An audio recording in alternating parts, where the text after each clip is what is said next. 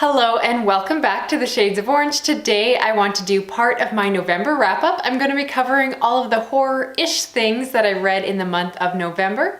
Let's jump in. Starting with adult horror novels, I read Beneath by Kristi DeMeester, which I requested from Word Horde. This book follows a journalist, Cora, who is tasked with going to a small town to investigate a snake-handling church. She is reluctant to accept this assignment because of her own history.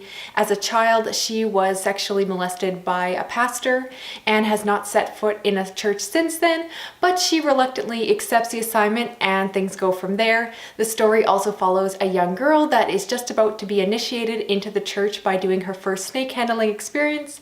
And there's also a perspective from the pastor himself, who has lustful, inappropriate feelings for this young girl. Now, given the synopsis, you have to expect that this book covers some really difficult subject matter. There are some serious triggers in this book for sexual abuse and all of that, so go into it with those expectations. I personally really enjoyed this book. I did a separate review, which you can check out if you want to hear my longer thoughts. But this book just worked really well for me. I connected with it on so many levels. Despite the synopsis, it's actually more of a supernatural horror. Certainly there are horror elements coming from the lustful pastor and the snakes, but this story really involves some ancient creatures, and in order to enjoy it, you do need to be able to suspend your disbelief. Overall, I just thought it was a really enjoyable story and definitely one of the best new releases that I read in terms of horror. Now, I also read a short story collection called She Said Destroy by Nadia Bulkin, which I also requested from Word Horde. And these short stories are considered to be horror, but they have a bit of a literary or speculative quality to them. I could almost call them weird fiction. Now, the author herself describes these stories as socio-political horror.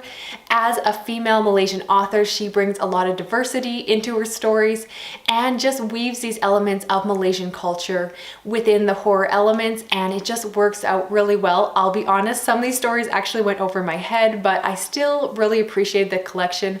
One of the stories just blew me away. It was all about a final girl. The story starts in the aftermath of this horrific massacre and really takes the trope of the final girl and just spins it around. It was fantastic. I've also done a separate review on this one, so if you want to hear more about that, I will point you towards those links. I also listened to an audiobook called The Haunted by Bentley, and this is a horror story about a family that moves into a house that seems too good to be true, and of course it is. It turns out to be haunted. I have gone on record of saying that I am not the biggest fan of haunted house stories. I find they can be a little bit slow-paced, and it's not perhaps the kind of horror that really pulls me in, but this one somewhat worked for me. In places, it read more like a contemporary story. It is set in the modern day, and the story does involve a lot of the minute details of life. The family is dealing with parenting issues and real estate and work, etc.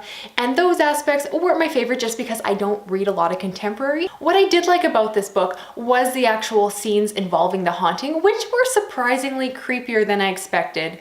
One of the things in this house is the fact that the presence has this psychosomatic sexual effect on the residents, meaning that when people go into the home, they have these really perverse sexual cravings, and this book actually contains some very graphic, vulgar sex scenes.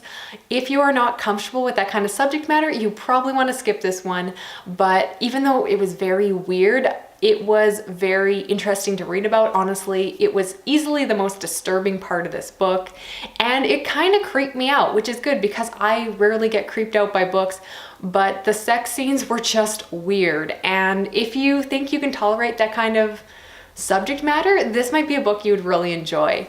I did mention that I listened to this on audio, and certainly that enhanced the creepiness for me. I was wandering around my house doing chores while listening to this, and a lot of the scenes that were happening in the book were also related to what I was doing. So as the main character was doing her laundry and weird things were happening, I was also folding clothes, so that was actually a really cool bonus. So while this wasn't the best horror novel I've ever read, I did still really enjoy parts of it and did find it creepy in places. So if you can handle some really weird graphic sex scenes, I kind of recommend this one. Next, I read Krampus, the Yule Lord by Brom. This is my first time reading Brom, and I was very impressed by this one.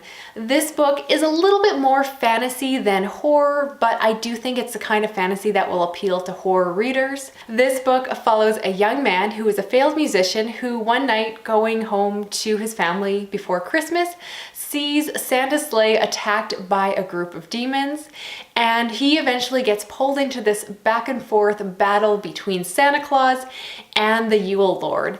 And it's just a really fun story. There are definitely some darker elements to it. It's very gruesome in places, but I still wouldn't call it a proper horror novel. It doesn't have the climactic horror ending you would expect from a horror, but it certainly will appeal to people who like those darker books, people like myself who don't love reading cute contemporaries around Christmas.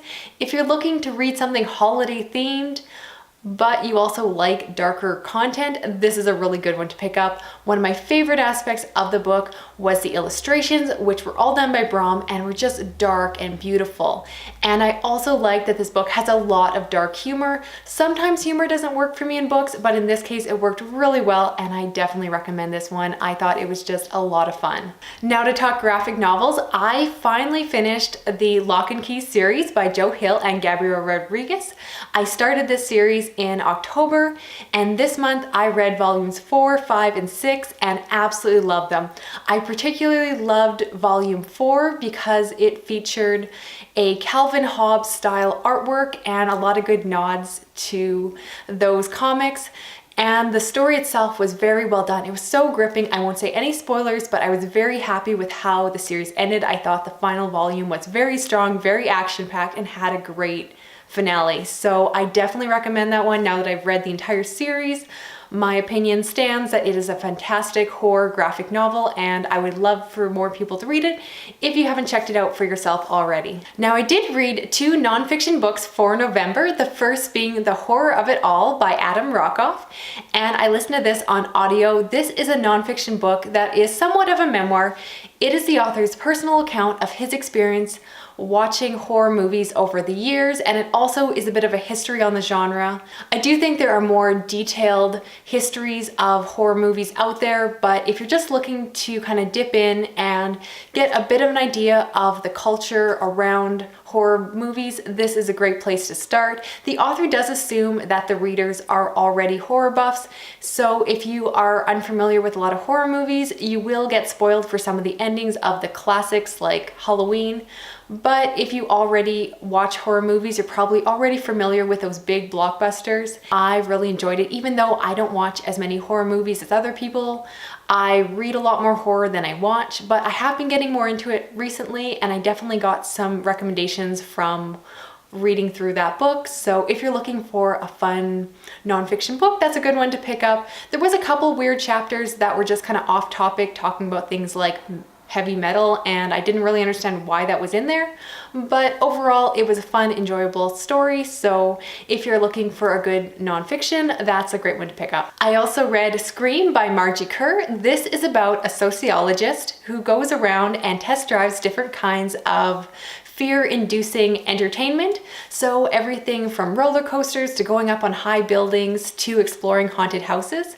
And while I'm not a thrill seeker, I still really enjoyed this book. I connected most with the kinds of horror that was more about the psychological horror, so going into, say, haunted houses. But I think different readers will connect with different sections depending on whether or not you are like a roller coaster junkie. You'll probably enjoy those sections more than I did. This was really fascinating. It looked at fear from a sociology perspective and just the idea of why we enjoy being scared. The book delves into a lot of topics about the fact that we need to be secure in our own life in order to enjoy fear as entertainment, which makes a lot of sense. So if you are in a place of anxiety, you're probably not reaching for horror books, horror movies. But if you're safe in a good neighborhood, in a good country, etc., you might find yourself reaching for those creepier stories because it's just simply fun. And I really liked where this book went. It also dealt a lot with the difference of horror in terms of culture. So the fact that US or North American horror entertainment is quite different than in a place like, say, Japan. And so it does some interesting contrasts between how American haunted houses are much more focused on gore and jump scares, while of course Japanese haunted houses are quite different and they're much more subtle. And I thought those sections were super fascinating. It's definitely contrasting, particularly Japanese and North American, which, as someone who loves Japanese culture, I personally connected with those sections a lot and really enjoyed it. Well, that's it for this video. As always, let me know if you're planning on picking up any of the books I mentioned, or let me know the best book that you read in the month of November. Thank you so much for watching. I'll talk to you again soon. Okay, bye-bye.